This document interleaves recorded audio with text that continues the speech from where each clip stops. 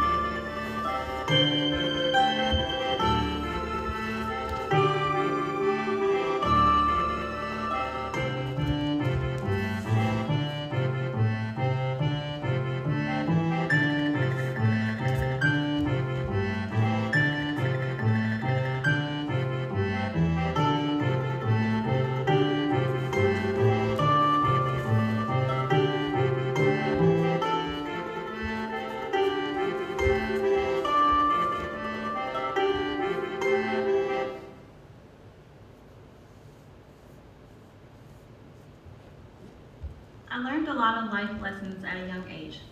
Coming from parents who worked for the New York City Police Department, it definitely had its ups and downs. I was bitter, angry, and at times sad that I didn't see my parents for such a long period of time.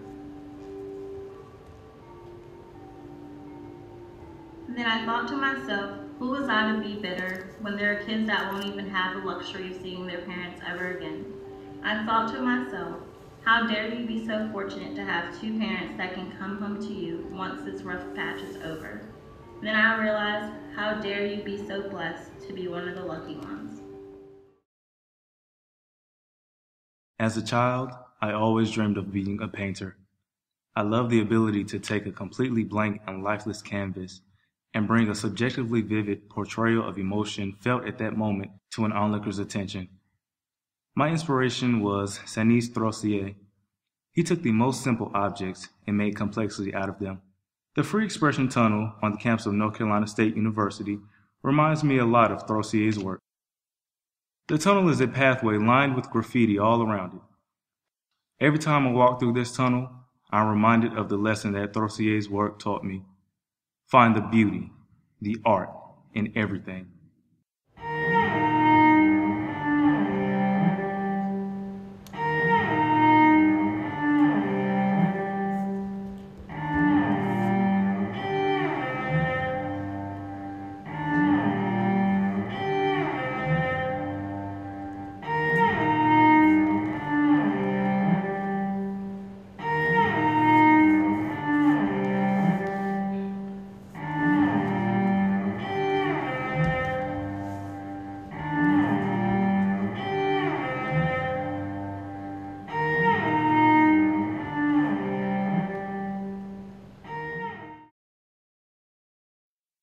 The day after my 15th birthday, we got a call that Ma'am had suffered a massive stroke at her favorite local restaurant.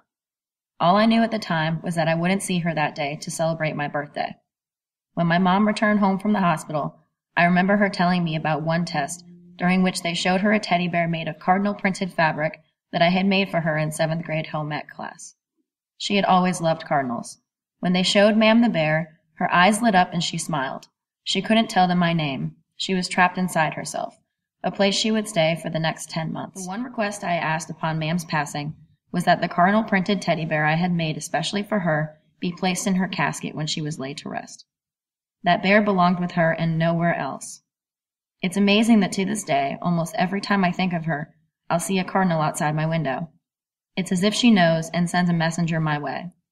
The cardinal tattoo on my hip is a constant reminder of how she taught me to appreciate and take on life, the pieces of her that will be with me forever, just like that cardinal printed teddy bear is with her.